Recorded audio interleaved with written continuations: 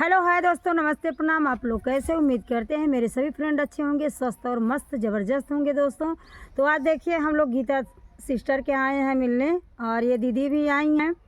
और दीदी अपने चैनल का नाम बताइए। विमला वर्मा लोकगीत हमारे चैनल का नाम है। और दीदी आप बताइए आपके चैनल का क्या नाम है? मीरा देवी अवधि लोकगीत।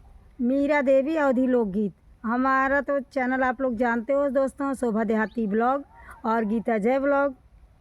तो सभी का चैनल आप सब लोगों को पता ही हो गया है। तो अब ले चलती हूँ एक छोटा सा उठान गीत पर। चलिए आपको सुनाने चल रही हूँ। मोरी चंदा बरन ऐसी रनिया पीर घुमिलाई नहीं, मोरी चंदा बरन ऐसी रनिया पीर घुमिलाई नहीं। जाऊ जाऊ न राजा महाराजा सासुइया बोलाई लाना, जाऊ जाऊ न राजा महाराजा सासुइया बोलाई लाना।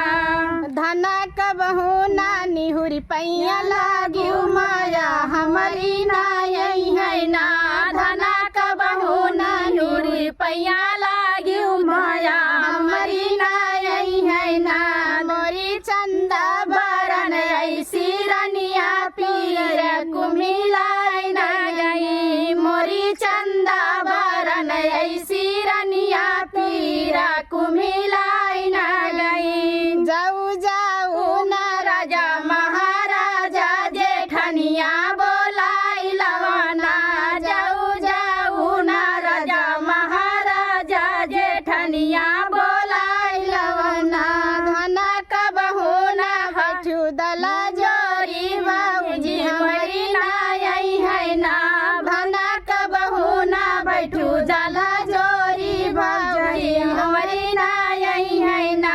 मोरी चंदा बरन ऐसी रनिया की कुमिलाई ना गई, मोरी चंदा बरन ऐसी रनिया पीर कुमिलाई ना गई। जाऊ जाऊ न राजा महाराजा नरनिया बोलाई लवाना, जाऊ जाऊ न राजा महाराजा देवरनिया बोलाई लवाना।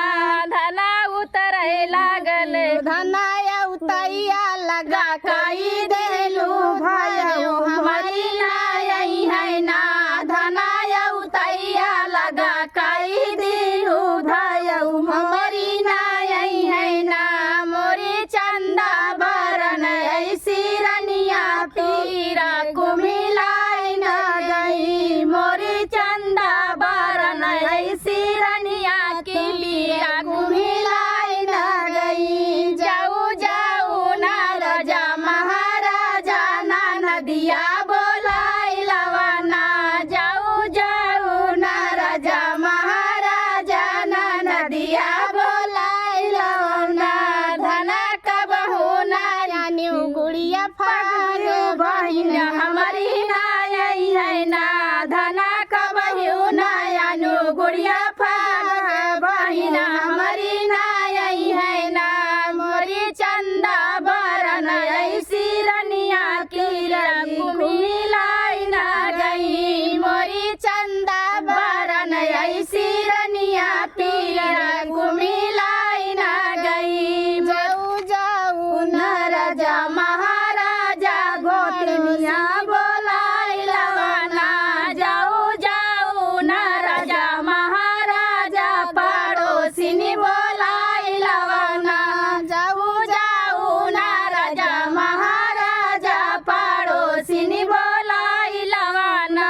धना कबहू ना दिहू दलिया पड़ोसिन हमारी नाई है ना, धना कबहू ना दिहू दलिया पड़ोसिन हमारी नाई है ना।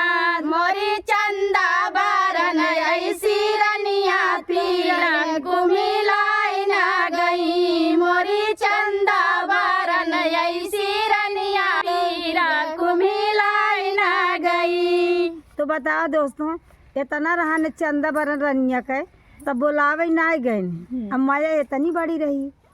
अरे उन्होंने तो गलतियाँ रही ही अवतेमान देवरानी का अलग कही दी। आए बहनी जो नाटका बा पहले ओकर निकाले के चाहिए कि पहले बिल्कुल नाटका है। पुरान लेके चले हाँ तो चले देवरानी अब जेठानी पहले तो खोत है। बेचारी का सरग नरग में जीव लाग है, पहले ओका देखे के चाहिए ना। आजकल के युग में एक क्यों ना देखा जो पहले के या बहनी ओका देखा कलयुग लाग बात समझ ले जा दोस्त यार भाई बहन जितना है ना भर भर के प्यार आशीर्वाद आप लोग दीजिएगा। तब तक के लिए धन्यवाद दोस्त, फिर मिलेंगे नेक्स्ट वीडियो में। Bye by.